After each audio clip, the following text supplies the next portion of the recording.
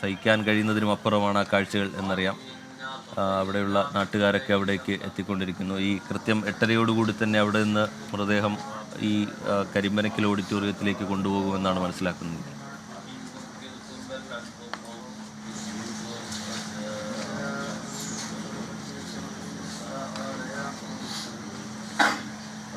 തീർച്ചയായിട്ടും അങ്ങേയറ്റം വൈകാരികമായിട്ടുള്ള മുഹൂർത്തങ്ങൾ തന്നെയാണ് നമുക്ക് റിദ ഫാത്തിമയുടെ വീട്ടിൽ നിന്നും കാണാൻ കഴിയുന്നത്. എല്ലാ വീടുകളിലേക്കും ഒപ്പം പഠിച്ച കുട്ടികൾ, അവരുടെ രക്ഷിതാക്കൾ, ഇവരെല്ലാവരും തന്നെ ഇങ്ങോട്ട് എത്തിച്ചേർന്നുകൊണ്ടിരിക്കുകയാണ്. അങ്ങേയറ്റം വൈകാരികമായ കാഴ്ചകളാണ് എല്ലായിടങ്ങളിലും കാണാൻ കഴിയുന്നത്. ഒപ്പം പഠിച്ച കുട്ടികളൊക്കെ ഇവിടെ എത്തി ഈ കുട്ടിയുടെ പേര് വിളിച്ച് ഉറക്കെ കരയുകയായിരുന്നു. ഒരുപാട് സമയം ഇവിടെ നിന്ന് അവസാനമായി തങ്ങളുടെ പ്രിയ സുഹൃത്തിനെ ഒരു നോക്ക് കാണട്ടെ എന്ന് ആവശ്യപ്പെട്ട് ഈ രക്ഷിതാക്കൾക്കൊപ്പം വന്ന് ഇവിടെ തന്നെ നിൽക്കുന്ന ഒരു കാഴ്ചയായിരുന്നു നമുക്ക് കാണാൻ കഴിയുന്നത്. സ്കൂളിലൊപ്പം പഠിച്ച കുട്ടികൾ, അവരുടെ രക്ഷിതാക്കൾ, അവരെല്ലാവരും തന്നെ ഇപ്പോൾ ഇവിടേക്ക് എത്തിച്ചേർന്നുകൊണ്ടിരിക്കുകയാണ്. ശാന്തകുമാരി MLA ഇവിടെ എത്തിയിട്ടുണ്ട്, കോങ്ങാട് MLA. അവരും ഈ 4 വീടുകളിലും സന്ദർശനം നടത്തിക്കൊണ്ടിരിക്കുകയാണ്. അങ്ങേയറ്റം വൈകാരികമായ കാഴ്ചകളാണ് നമുക്ക് ഈ വീട്ടിലും കാണാൻ കഴിയുന്നത്. ഇന്നലെ വൈകിട്ട് 4 മണിക്കുണ്ടായ ഈ അപകടത്തിൻ്റെ നടുക്കത്തിൽ നിന്ന് ഈ നാട് ഇതുവരെ മുക്തമായിട്ടില്ല. കാരണം ഈ നാട്ടിലെ ആളുകൾക്കൊക്കെ വളരെ പരിചിതമായിരുന്ന, എല്ലാവർക്കും വലിയ സ്നേഹമുണ്ടായിരുന്ന 4 കുട്ടികളെയാണ് ഒരൊറ്റ അപകടത്തിലൂടെ നഷ്ടമായിരിക്കുന്നത്. അതുകൊണ്ട് തന്നെ അതിൻ്റെ വേദന, ദുഃഖം എന്നൊക്കെ പറയുന്നത് ഇവരെ സംബന്ധിച്ചിടത്തോളം അത്ര പെട്ടെന്ന് ഉണങ്ങുന്നൊരു മുറിവല്ല അത്. അതുകൊണ്ട് തന്നെ അത്രമേൽ വൈകാരികമായിട്ടുള്ള മുഹൂർത്തങ്ങളാണ് നമുക്ക് ഈ വീടുകളിൽ നിന്നെല്ലാം കാണാൻ കഴിയുന്നത്. അതിൽ തന്നെ ഏറ്റവും ഹൃദയഭേദകമായത് ഈ ഒപ്പം പഠിച്ചിരുന്ന കുട്ടികൾ അവരിവിടേക്ക് എത്തിയപ്പോഴാണ്. ഒപ്പം പഠിച്ച ഒരേ ക്ലാസ് മുറിയിലിരുന്ന് പഠിച്ച കുട്ടികളൊക്കെ ഇവിടേക്ക് എത്തിയപ്പോൾ അവരുടെ വികാരമായിരുന്നു നമുക്ക് ഏറ്റവും അധികം വൈകാരികമായി അനുഭവപ്പെട്ടത്. അവർക്കത് സഹിക്കാൻ കഴിയുന്നതിനും അപ്പുറത്തായിരുന്നു. എന്തായാലും അല്പസമയം കൂടി ഈ വീടുകളിലെ പൊതുദർശനം തുടരുമെന്നുള്ളതാണ് നമുക്ക് മനസ്സിലാക്കാൻ കഴിയുന്നത്. ഇപ്പോൾ റിദ ഫാത്തിമയുടെ സാഹചര്യം പറയുകയാണെങ്കിൽ ഈ മൃതദേഹം കിടത്തിയിരിക്കുന്നത് പോലും അവരുടെ തൊട്ടടുത്ത, അതായത് അവരുടെ വീടിനോട് തന്നെ, അവർ വാടകയ്ക്കാണ് താമസിക്കുന്നത്, ഒരു ക്വാർട്ടേഴ്സിലാണ്, അതിനോട് ചേർന്ന ഒരു വീടിൻ്റെ മുറ്റത്താണ് ഈ മൃതദേഹം കിടത്തിയിട്ടുള്ളത്. ഇവിടെ മുസ്ലിം ലീഗിൻ്റെ ജില്ലാ സെക്രട്ടറിയുടെ വീടിന് മുന്നിലാണ് മൃതദേഹം കിടത്തിയിട്ടുള്ളത്. അപ്പോൾ അദ്ദേഹമൊക്കെ പറയുന്നത് വളരെ നല്ല ബന്ധം ഇവിടെയുള്ള ആളുകളുമൊക്കെയായി, അതായത് അടുത്ത വീട്ടിലെ ആളുകളൊക്കെയായി വെച്ച് പുലർത്തിയിരുന്ന ഒരു കുടുംബം വരെ ഇപ്പോൾ ബന്ധുക്കളൊക്കെ, അതായത് അടുത്ത ബന്ധുക്കളൊക്കെ ഈ കുഞ്ഞിനെ ഒരു നോക്ക് കാണുന്നതിന് വേണ്ടി ഇവിടേക്ക് എത്തിച്ചേരുന്നുണ്ട്. ആ നിമിഷങ്ങളെന്ന് പറയുന്നത് അങ്ങേയറ്റം വൈകാരികവുമാണ്. പലർക്കും ഈ കുഞ്ഞിൻ്റെ മുഖം കാണാൻ പോലും കഴിയാത്ത തരത്തിലേക്ക് മാറുകയാണ് അവരുടെ സാഹചര്യം. ഏറ്റവും അടുത്ത ബന്ധുക്കളാണിപ്പോൾ ഈ കുഞ്ഞിനെ അവസാനമായ ഒരു നോക്ക് കാണുന്നതിന് വേണ്ടി ഇവിടേക്ക് എത്തിച്ചേർന്നുകൊണ്ടിരിക്കുന്നത്. ഈ കുട്ടിയുടെ റിദ ഫാത്തിമയുടെ പിതാവ് ഓട്ടോ ഡ്രൈവറാണ്. അദ്ദേഹത്തിൻ്റെ ഓട്ടോ നിർത്തിയിടുന്ന സ്ഥലത്ത്, അതായത് തൊട്ടടുത്ത് അവരുടെ അയൽവാസിയുടെ വീടിന് മുന്നിലാണ് ഈ ഓട്ടോ നിർത്തിയിടാറ്. ആ വീട്ടിലേക്കാണ് ഇപ്പോൾ ഈ കുഞ്ഞിനെ എത്തിച്ചിരിക്കുന്നത്. ആ ഓട്ടോ നിർത്തിയിട്ടിരുന്ന അതേ സ്ഥലത്താണ് ഇപ്പോൾ ആ കുഞ്ഞിനെ കിടത്തിയിരിക്കുന്നത്. അങ്ങേയറ്റം വേദന നിറഞ്ഞ കുറേ കാഴ്ചകളാണ് നമ്മൾ ഈ വീട്ടിൽ നിന്ന് കണ്ടുകൊണ്ടിരിക്കുന്നത്. റിദയ്ക്ക് 2 അതായത് ഒരു സഹോദരനുണ്ട്, ഒരു സഹോദരിയുണ്ട്. 2 പേർ റിദയ്ക്ക് താഴെയുണ്ട്. അവരെല്ലാവരും തന്നെ ഈ കുഞ്ഞിനെ കാണാൻ എത്തിയപ്പോൾ പൊട്ടിക്കരഞ്ഞുകൊണ്ടാണ് ഇവിടെ നിന്ന് മടങ്ങിപ്പോകുന്ന സാഹചര്യമുണ്ടായത്. ഈ നാടിനെ ഒന്നടങ്കം വേദനയിലാഴ്ത്തിയ ഒരു ദുരന്തം തന്നെയാണ്, ഒരു ദുരന്തത്തിന് തന്നെയാണ് ഇന്നലെ സാക്ഷ്യം വഹിച്ചത്. കഴിഞ്ഞ 6 വർഷത്തിനിടെ 35 മരണങ്ങൾ ഈ പ്രദേശത്തുണ്ടായിട്ടുണ്ട്. പക്ഷേ ഇതിനേക്കാളെല്ലാം ഈ ഉണ്ടായ അപകട മരണങ്ങൾക്കെല്ലാം അപ്പുറത്ത് അതിനേക്കാളൊക്കെ ഏറെ വിഷമം നൽകുന്ന, വേദന നൽകുന്ന ഒരു മരണം തന്നെയാണ് ഇന്നലെ ഉണ്ടായ ഈ 4 കുട്ടികളുടെ. ഏതോ ഒരൊറ്റ ദുരന്തത്തിൽ 4 ജീവനുകൾ ഈ നാടിന് നഷ്ടമായിരിക്കുന്നു എന്ന് മാത്രമല്ല, അതും പിഞ്ചു കുട്ടികളാണ്. 8ാം ക്ലാസ്സിൽ പഠിക്കുന്ന കുട്ടികൾ എന്ന് പറയുമ്പോൾ അവർ ജീവിച്ചു തുടങ്ങിയിട്ടേ ഉള്ളൂ. ഇന്നലെ ആ പരീക്ഷ കഴിഞ്ഞ് അവർ അടുത്ത പരീക്ഷയ്ക്ക് വേണ്ടിയിട്ടുള്ള തയ്യാറെടുപ്പുകളൊക്കെ നടത്തി ഈ വീട്ടിൽ നിന്ന് മടങ്ങിയ 4 പേർക്കാണ് ഈ സ്കൂളിൽ നിന്ന് മടങ്ങിയിട്ടുള്ള 4 പേർക്കാണ് ജീവൻ നഷ്ടമായിട്ടുള്ളത്. ഒരുപക്ഷെ അവർക്കൊപ്പം 7 പേരുണ്ടായിരുന്നു എന്നാണ് ഈ വീടിൻ്റെ ഉടമ നമ്മളോട് പറഞ്ഞത്. അതായത് ഇവർ 7 പേരാണ് അത്ര ഏറ്റവും നല്ല സുഹൃത്തുക്കൾ, ഏറ്റവും അടുത്ത സുഹൃത്തുക്കൾ ഇവർ 7 പേരായിരുന്നു. 2 പേർ അവർക്ക് കടയിൽ പോയി മിഠായി വാങ്ങിക്കാൻ പോയപ്പോൾ 2 പേർ കൂട്ടിയില്ല എന്ന് പറഞ്ഞ ഒരു ചെറിയ പിണക്കത്തിൻ്റെ ഭാഗമായി അതിൽ 2 പേർ മാറി നടക്കുകയായിരുന്നു. അതുകൊണ്ട് അവർ ഈ അപകടത്തിൽ പെട്ടില്ല. ഒരു കുട്ടി അത്ഭുതകരമായി രക്ഷപ്പെടുകയും ചെയ്തു. പക്ഷെ 4 പേർ ഈ അപകടത്തിന് കീഴടങ്ങേണ്ടി വന്നു. അങ്ങനെ അത്രയധികം വിഷമകരമായിട്ടുള്ളൊരു സാഹചര്യത്തിലൂടെയാണ് ഈ നാടിപ്പോൾ കടന്നുപോയിക്കൊണ്ടിരിക്കുന്നത്. ഇനി എന്തായാലും വീട്ടിലെ പൊതുദർശനം അല്പസമയം കൂടിയേ ഉണ്ടാവുകയുള്ളൂ. 7:22 ആയിരിക്കുന്നു. പരമാവധി 8:30 മണി വരെ എന്നുള്ളതാണ് ഇപ്പോൾ ഇവിടുത്തെ പ്രദേശവാസികളും നാട്ടുകാരും ഒക്കെ പറയുന്നത്. 8:30 മണിക്ക് മുൻപ് തന്നെ പൊതുദർശനം പൂർത്തിയാക്കി കരിമ്പനക്കൽ ഓഡിറ്റോറിയത്തിലേക്ക് മൃതദേഹങ്ങൾ കൊണ്ടുപോകും. പിന്നീട് അവിടെയായിരിക്കും പൊതുദർശനം ഉണ്ടാവുക. അവിടേക്കായിരിക്കും ഒരുപക്ഷെ സ്കൂളിലെ അടക്കം കൂടുതൽ ആളുകൾ എത്തിച്ചേരാൻ സാധ്യത ഈ ഓഡിറ്റോറിയത്തിലേക്കായിരിക്കും. ഇവരുടെ അടുത്ത ബന്ധുക്കളും ഒക്കെ ഈ ഓഡിറ്റോറിയത്തിലേക്കാണ് എത്തിച്ചേരുക. അവിടെ വെച്ചായിരിക്കും അവസാനമായ ഒരു നോക്ക് ഈ കുഞ്ഞുങ്ങളെ കാണുക. ഒരുമിച്ച്, അതായത് സ്കൂളിലും നാട്ടിലുമൊക്കെ ഒരുമിച്ച് നടന്ന ഈ കുട്ടികൾ മരണത്തിലും അവർ ഒരുമിച്ചാണ് എന്ന് അവർ പറയുന്നു. അങ്ങനെ ഒരുമിച്ച് ആ 4 പേരുടെയും മൃതദേഹങ്ങൾ ഈ സ്കൂളിന് ഈ ഓഡിറ്റോറിയത്തിൽ എത്തിക്കും. അതിനുശേഷം ഏതാണ്ട് 1.5 മണിക്കൂറോളം അവിടെ പൊതുദർശനം ഉണ്ടാകും. 10:30 മാത്രമേ പള്ളിയിലേക്ക്, തുപ്പനാട് പള്ളിയിലേക്ക്, ജുമാ മസ്ജിദിലേക്ക് ഈ ഖബറടക്കത്തിന് വേണ്ടി മൃതദേഹം കൊണ്ടുപോവുകയുള്ളൂ. അതുവരെ അവിടെ പൊതുദർശനം ഉണ്ടാകുമെന്നുള്ളതാണ് അറിയിക്കുന്നത്. ഇപ്പോൾ അതിവൈകാരികമായിട്ടുള്ള മുഹൂർത്തങ്ങളാണ് ഈ റിദ ഫാത്തിമയുടെ വീട്ടിൽ നിന്ന് നമുക്ക് കാണാൻ കഴിയുന്നത്. ഏറ്റവും അടുത്ത ബന്ധുക്കളും അവരുടെ സഹപാഠികളൊക്കെ ഇവിടേക്ക് എത്തുമ്പോൾ അങ്ങേയറ്റം വൈകാരികമായിട്ടുള്ള കാഴ്ചകളാണ് നമുക്ക് ഈ വീട്ടിൽ നിന്ന് കാണാൻ കഴിയുന്നത്. റിജിത്ത്, നിഖിൽ പ്രമേഷാണ് വിശദാംശങ്ങൾ നൽകിക്കൊണ്ടിരുന്നത്. കഴിഞ്ഞ ദിവസം ഉച്ചയ്ക്ക് ശേഷം 3:40 ക്രിസ്മസ് പരീക്ഷ എഴുതി മടങ്ങിയ 4 കുഞ്ഞുങ്ങൾ ഈ അപകടത്തിൽ മരിക്കുന്നത്. പാലക്കാട് നിന്നും മണ്ണാർക്കാടേക്ക് സിമൻറ്റുമായി കയറ്റിപ്പോയ ലോറി എതിർദിശയിൽ വന്ന ലോറിക്ക് പിന്നിലിടിച്ച് ഇടതുവശത്തേക്ക് പാഞ്ഞു കയറി മറിയുകയായിരുന്നു. അല്പസമയത്തേക്ക് ഈ വണ്ടിയിൽ നിറച്ചിരുന്ന സിമൻറ്റിൻ്റെ പൊടി കാരണം രക്ഷാദൗത്യം ഒന്നും നടന്നില്ല. അതിനുശേഷം വെള്ളം തളിച്ചതിന് ശേഷമാണ് ഈ സിമൻറ്റ് ചാക്കുകൾ അതിൽ നിന്ന് മാറ്റിയതിന് ശേഷമാണ് രക്ഷാപ്രവർത്തനം നടത്തിയത്. പക്ഷേ എന്നാലും ഈ കുഞ്ഞുങ്ങൾ 4 പേരും അവർക്ക് ജീവൻ നഷ്ടപ്പെടുകയായിരുന്നു.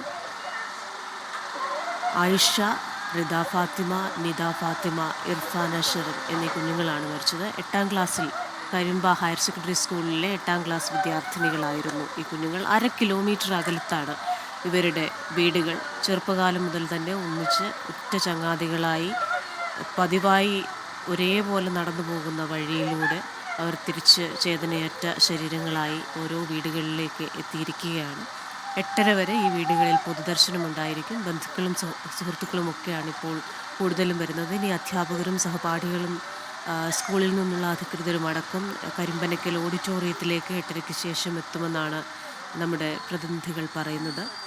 അവിടെ മന്ത്രിമാരായ കെ കൃഷ്ണൻകുട്ടിയും MP രാജേഷും എത്തിച്ചേരും. ഒപ്പം തന്നെ സർക്കാരിൻ്റെ ഭാഗത്തു നിന്നും രാഷ്ട്രീയ പാർട്ടികളുടെ ഭാഗത്തു നിന്നുള്ള പ്രതിനിധികൾ, കോങ്ങാട് MLA ഒക്കെ അവിടെ ഇപ്പോൾ എത്തിച്ചേർന്നിട്ടുണ്ട്. ഞങ്ങളുടെ പ്രതിനിധികളുണ്ട് ഓരോ വീടുകളിലും.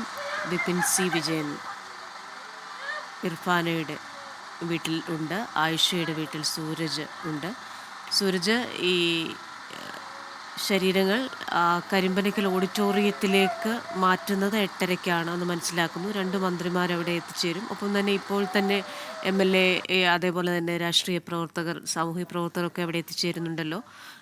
ഈ അധ്യാപകരും സഹപാഠികളുമൊക്കെയും അവസാനമായി ഒരു നോക്ക് ഈ കുഞ്ഞുങ്ങളെ കാണാൻ എത്തിച്ചേരും. കൂടുതൽ പേരും ഈ ഓഡിറ്റോറിയത്തിലേക്കാണ് എത്തുന്നതെന്ന് മനസ്സിലാക്കുന്നു.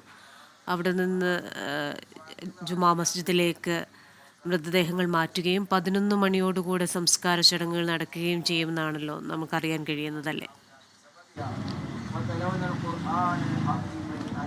ക്രിസ്റ്റിന, 8:30 തന്നെ ഈ വീട്ടിൽ നിന്ന് മൃതദേഹങ്ങൾ ഈ ഓഡിറ്റോറിയത്തിലേക്ക് മാറ്റും എന്നുള്ളത് തന്നെയാണ് പറയുന്നത്. അതായത് 8:30 തന്നെ ഇവിടെ നിന്ന് കൃത്യം മാറ്റുക. അതായത് വീട്ടിൽ ബന്ധുക്കൾക്ക് കാണാനുള്ളവർക്ക് കാണാനുള്ള അവസരമായിരുന്നു ഈ വീട്ടിൽ പൊതുദർശനത്തിൽ വെച്ചതിലൂടെ ഉദ്ദേശിച്ചത്. ഇനി ബാക്കി വരുന്നവർക്ക് 8:30 തുടങ്ങി ഓഡിറ്റോറിയത്തിൽ ഈ മൃതദേഹം കാണാൻ സൗകര്യമൊരുക്കുക എന്നുള്ളതാണ് നിശ്ചയിച്ചിട്ടുള്ളത്. 8:30 തന്നെ മൃതദേഹം ഈ വീട്ടിൽ നിന്ന് മാറ്റുകയും ചെയ്യും. അതിനുള്ള ആംബുലൻസ് അടക്കം ഇതിനോടകം തന്നെ സജ്ജീകരിക്കുകയും ചെയ്തിട്ടുണ്ട്. ഇനി അല്പസമയം കൂടി മാത്രമായിരിക്കും ഈ വീട്ടിൽ പൊതുദർശനം ഉണ്ടാവുക. പക്ഷേ ഈ വീടുകളിലേക്ക് നിരവധി ആളുകളാണ്. ഇപ്പോൾ ഞാൻ നിൽക്കുന്ന ആയിഷയുടെ വീട്ടിലേക്കാണെങ്കിൽ പോലും നിരവധി ആളുകളാണ് എത്തുന്നത്. രാവിലെ ഈ മൃതദേഹം എത്തിക്കുന്നതിന് മുൻപ് തന്നെ ഇവിടെ വലിയ ജനക്കൂട്ടം ഈ വീടിന് മുന്നിലുണ്ടായിരുന്നു. അതിനുശേഷം ഈ മൃതദേഹം എത്തിച്ചതിന് ശേഷം എല്ലാവരും, അതായത് ഈ ഒരു നാടാകെ തന്നെ ഒഴുകി ഇങ്ങോട്ടെത്തുന്ന ഒരു കാഴ്ചയാണ് നമുക്ക് കാണാൻ കഴിയുന്നത്. എല്ലാവരും അകത്തു കയറി ആയിഷയെ ഒരു നോക്ക് കാണുന്നു. കണ്ട് കഴിഞ്ഞ് പുറത്തിറങ്ങുന്നവരുടെ കണ്ണുകളെല്ലാം തന്നെ ഈറനണിയുന്ന ഒരു സാഹചര്യമാണുള്ളത്. കുടുംബാംഗങ്ങളെ സംബന്ധിച്ച് താങ്ങാൻ കഴിയാവുന്നതിലും അപ്പുറമുള്ള ദുഃഖം, ആ ദുഃഖത്തോടൊപ്പം പങ്കുചേരുകയാണ് ഒരു നാടാകെ. എല്ലാവരും എല്ലാ ദിവസവും കാണുന്ന കുഞ്ഞുങ്ങളാണ് ഇവർ. ഈ വഴിയിലൂടെ, കരിമ്പയിലെ വഴിയിലൂടെ നടന്നു പോകുന്നതൊക്കെ എല്ലാവരും എല്ലാ ദിവസവും കാണുന്നതാണ്. അവർ കളിയും ചിരിയും തമാശയും ഒക്കെയൊക്കെ നടന്നു പോകുന്ന കുട്ടികൾ. അവർ ഇന്നലെ വൈകുന്നേരവും പതിവ് പോലെ മടങ്ങി വരുമെന്ന് കരുതിയതാണ്. അത് കുടുംബാംഗങ്ങൾ മാത്രമല്ല, എല്ലാ ദിവസവും കാണുന്ന നാട്ടുകാരാകട്ടെ അവരുടെ എല്ലാം സ്വപ്നങ്ങൾക്കും വിശ്വാസങ്ങൾക്കും മുകളിലേക്കാണ് ഇന്നലെ ആ ലോറി പാഞ്ഞു കയറിയത്, ഈ കുഞ്ഞുങ്ങളുടെ ജീവൻ കവർന്നത്.